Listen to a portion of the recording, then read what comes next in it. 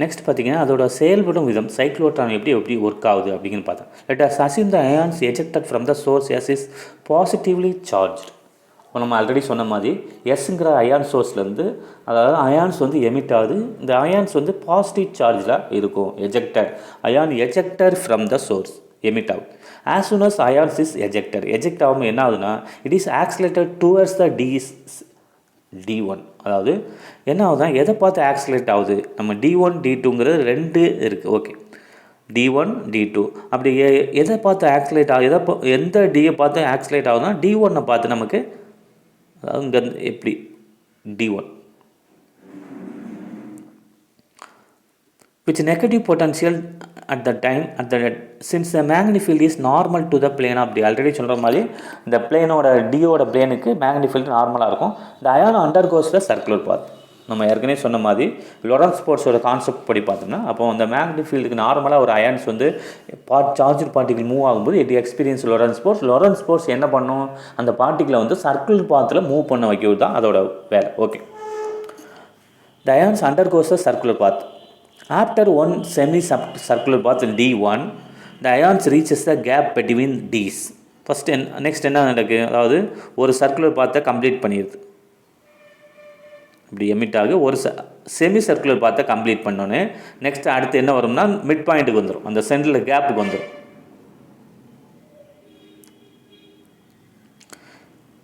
After one semicircular in the D1, the ions reaches the gap between D. அப்போ ரெண்டுக்கு இடையில கேப்பில் வந்துடும். அட் திஸ் டைம், இந்த டைமில் என்ன நடக்குது, the polarities of D's are reversed so that the ions now accelerated towards D2.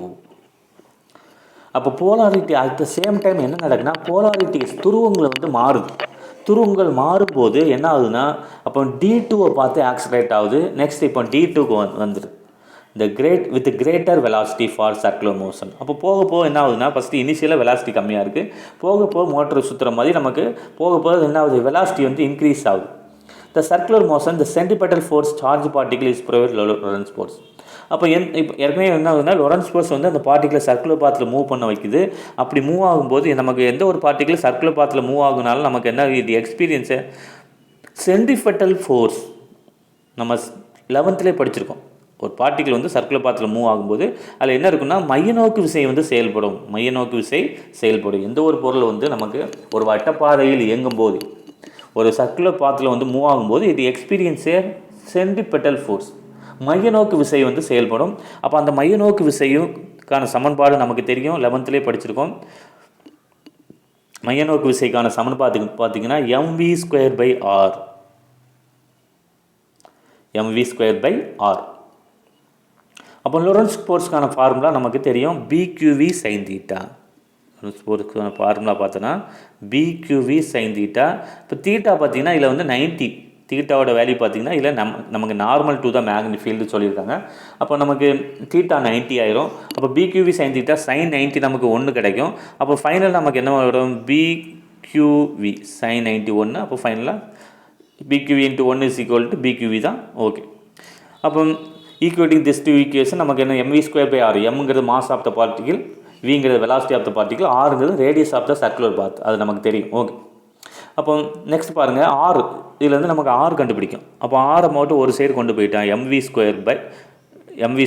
என்ன கிடைக்கும், ஆரை மட்டும் ஒரு சைடு கொண்டு போயிட்டா r = mv²/BQV. Next VV cancel ஆகுனா ஃபைனலாக r =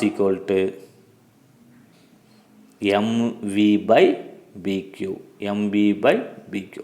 ஓகே, நெக்ஸ்ட் பாருங்கள் இதில் பார்த்தீங்கன்னா m constant, charge constant, b வந்து மேக்னெட்டிக் ஃபீல்ட் கான்ஸ்டன்ட்டு. அப்போ வெலாசிட்டி மட்டும் சேஞ்ச் ஆகுது. இப்போ வெலாசிட்டி எப்படி இருக்குன்னா r is directly proportional to v. இப்போ ரேடியஸ் இன்க்ரீஸ் ஆகுது, வெலாசிட்டி இன்க்ரீஸ் ஆகுது. எப்படி ரேடியஸ் இன்க்ரீஸ் ஆகுது இப்போ பாருங்கள். ஃபஸ்ட்டு இதில் நமக்கு தெரியும், அதாவது ஃபஸ்ட்டு சென்ட்ரல் மிட் பாயிண்ட்லேருந்து நமக்கு சோர்ஸ் ஆகுது. இப்போ போக என்ன ஆகுதுன்னா ரேடியஸ் இன்க்ரீஸ் ஆகும். எப்படி ரேடியஸ் இன்க்ரீஸ் ஆகும்போது நமக்கு வெலாசிட்டி ஆல்சோ இன்க்ரீஸ். அப்போ அதுதான் நம்ம அந்த கான்செப்ட் பேஸ் பண்ணி தான் இதில் என்ன கொடுத்துருக்காங்க, R directly proportional to the V. அப்போ ரேடியஸ் இன்க்ரீஸ் ஆக நமக்கு வெலாசிட்டியும் இன்க்ரீஸ் ஆகுது. The increase in the velocity increases the radius of the circular path. This process continues and hence the particle undergoes the spiral path of increases radius. Once it reaches near edge, it's taken out the help of the deflector plate and allowed to hit the target. இப்போ என்ன நடக்குன்னா, அதாவது mid பாயிண்ட்லேருந்து நமக்கு அப்படியே சுற்றி சுற்றி சுற்றி சுற்றி எட்ஜுக்கு வந்துடும். கடைசியில் பார்த்தீங்கன்னா எட்ஜ், இந்த இடத்துல எட்ஜ் இருக்கும். டெஃப்ளெக்டர் ஃப்ளைட் என்ன இருக்கும்? டெஃப்ளெக்டர் பிளேட்டுன்னு இருக்கும். இந்த இருக்குது பாருங்கள், இந்த இருக்குது டெஃப்ளெக்டர் ஃப்ளைட். அப்போ டெஃப்ளெக்டர் ஃப்ளைட்டில் வந்து அது ஃபைனல் ஒரு சர்க்கிள் பார்த்து நமக்கு ரொட்டேட் ஆகி ஃபைனலாக நமக்கு இந்த எட்ஜுக்கு வரும்போது நான் டெஃப்ளெக்டர் பிளேட்டை வந்து டெஃப்ளெக்ட் பண்ணுது. எதை பார்த்தோன்னா டார்கெட், நம்மளோட டார்கெட் எது, எந்த பார்ட்டிக்கில் ஆக்சிலேட் பண்ணமோ அதுதான் நம்ம டார்கெட். அதாவது ஆக்சிலேட் பண்ணுறதுக்கு சார்ஜ் பாசிட்டிவ் பார்ட்டிக்கலை நமக்கு ஆக்சிலேட் பண்ணுறதுக்கு தான் யூஸ் ஆகுது. ஏன்னா பாசிட்டிவ் அயான் வந்து பாசிட்டிவாக தான் ஆக்சிலேட் பண்ணோம். நமக்கு ஏற்கனவே நமக்கு இதில் பார்த்தோம், ஃபஸ்ட் கிளாஸில் வாண்டிகிராஃப் ஜென்ரேட்டரில் பார்த்தோம். ஸோ அப்போ பாசிட்டிவ் அயான் வந்து பாசிட்டிவாக தான் ஆக்சிலேட் பண்ணோம், நெகட்டிவாக இருந்தால் அட்ராக்ட் பண்ணிடும். ஸோ அப்போ பாசிட்டிவ் பார்ட்டிகளை வந்து நமக்கு ஆக்சிலேட் பண்ணுறதுக்கு ஹை எனர்ஜியோட ஆக்சிலேட் பண்ணுறதுக்கு யூஸ் ஆகுதுன்னு பார்த்தோம். அப்போ நமக்கு எட்ஜுக்கு வந்து மாதிரி டெஃப்ளெக்டர் பிளேட் வந்து எந்த டார்கெட் மேலே நம்ம எந்த டார்கெட்டை ஆக்சிலேட் பண்ணுறோமோ அந்த டார்கெட் மேலே டெஃப்ளெக்ட் பண்ணி அந்த டார்கெட்டுக்கு மேலே நமக்கு அதை டைரக்ஷனை சேஞ்ச் பண்ணி விடக்கூடியதான் இந்த டெஃப்ளெக்டர் பிளேட்டோட பர்பஸ்.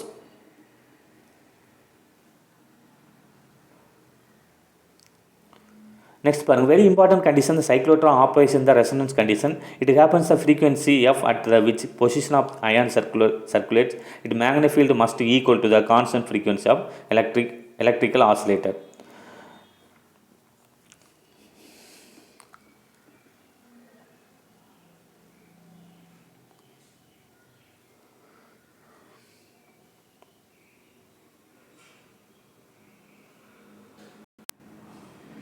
நெக்ஸ்ட் பார்த்தீங்கன்னா நமக்கு motion of charge particle uniform magnetic ஃபீல்டில் டைம் பீரியட் கண்டுபிடிக்கிறதுக்கான நம்ம ஃபார்முலா கண்டுபிடிச்சோம். டைம் பீரியடுக்கான formula T is equal to 2πm/pq. Last நம்ம motion of charge particle in uniform magnetic field, சீராந்த காந்தப்புலத்தில் மின்னூட்டம் பெற்ற துகளின் இயக்கத்துக்கான கோவை பார்த்தோம். அப்போ அந்த இதில் நம்ம இதுலேயும் பார்த்தீங்கன்னா சைக்ளோட்ரான்லையும் நம்ம சர்க்குலர் பாத்தில் அந்த பார்ட்டிகிள் அயான்ஸ் வந்து மூவ் ஆகுது. அப்போ டைம் பீரியட் பார்த்தீங்கன்னா அதே ஃபார்முலா தான், கான்செப்ட் தான். அப்போ T is equal to 2πm/pqன்னு நம்ம கண்டுபிடிச்சோம். அதே மாதிரி ஃப்ரீக்வன்சியும் கண்டுபிடிச்சோம். ஃப்ரீக்வன்சி வந்து ரெசிப்ரோக்கல் ஆஃப் த டைம் பீரியட்னு பார்த்தோம். அப்போ ஃப்ரீக்வன்சிக்கு வந்து நமக்கு f is equal to bq/2πm. அதுமாதிரி டைம் பீரியடுக்கு 2πm/pqன்னு பார்த்தோம்.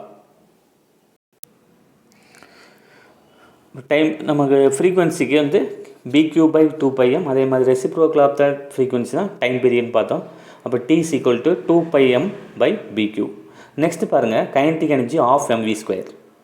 கைனடிக் எனர்ஜிக்கான ஃபார்முலா இயக்க ஆற்றலுக்கான நம்ம சமன்பாடு நமக்கு தெரியும், ஆஃப் mv².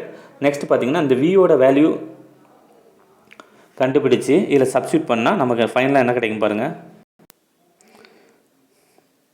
இந்த கைனடிக் எனர்ஜி ஆஃப் mv² இதில் எம்மோட வேல்யூ நம்ம வியோட வேல்யூ சப்ஸ்டியூட் பண்ணால் ஃபைனலாக நமக்கு வந்து q² v² r²/2m. நெக்ஸ்ட் பார்த்தீங்கன்னா லிமிட்டேஷன் ஆஃப் சைக்ளோட்ரான். இந்த சைக்ளோட்ரான் என்னென்ன வரம்புகள் இருக்குது, ஏதோ ஒரு நிறைய பயன்கள் இருந்தாலும் அதில் ஒரு சின்ன சின்ன குறைபாடுகள், அதாவது வரம்புகள் அப்படின்னு பார்ப்போம். இப்போ என்னென்ன வரம்புகள் பார்த்தீங்கன்னா, the speed of ions is limited. இந்த அயானோட ஸ்பீடு வந்து லிமிட்டட் தான். அடுத்து பார்த்தீங்கன்னா எலக்ட்ரான் கேனாட் ஆக்சிலேட். நம்ம ஏற்கனவே சொன்ன மாதிரி பாசிட்டிவ் தான் ஆக்சிலேட் பண்ணுவோம், நெகட்டிவ் வந்து electron cannot be accelerator. Electron வந்து வச்சு முடியாது, ஆக்சிலேட் பண்ண முடியாது, எலக்ட்ரான் என்ன அட்ராக்ட் ஆகிடும். அடுத்து பார்த்தீங்கன்னா அன்சார்ஜ்டு பார்ட்டிகளை நம்ம நினச்ச முடியாது ஆக்சிலேட் பண்ண. ஒன்று சார்ஜ் பார்ட்டிகளுமே எப்படின்னா நமக்கு உள்ளேருந்து எமிட் ஆகக்கூடிய சோர்ஸ் வந்து பாசிட்டிவ் அயன் சோர்ஸ் தான். இப்போ பாசிட்டிவ் வந்து பாசிட்டிவாக தான் நமக்கு ஆக்சிலேட் பண்ணும், நெகட்டிவாக என்சி அதை ஆக்சிலேட் பண்ணாது, ஒன்லி இதை அட்ராக்ட் தான் பண்ணும். ஸோ அதனால் நம்ம என்னென்னா speed of the ion limited. அடுத்து பார்த்தீங்கன்னா electron cannot be accelerator. Electron நினச்ச முடியாது, ஆக்சிலேட் பண்ண முடுவிக்க முடியாது. அதே இது பார்த்திங்கன்னா அன்சார்ஜ் மின்னூட்டமற்ற துகள்களை நமக்கு ஆக்சிலேட் பண்ண முடியாது. இது எல்லாமே பார்த்திங்கன்னா சைக்ளோட்ரானோட லிமிட்டேஷன், அதாவது வரம்புகள்னு பார்த்தோம். Okay, thank you.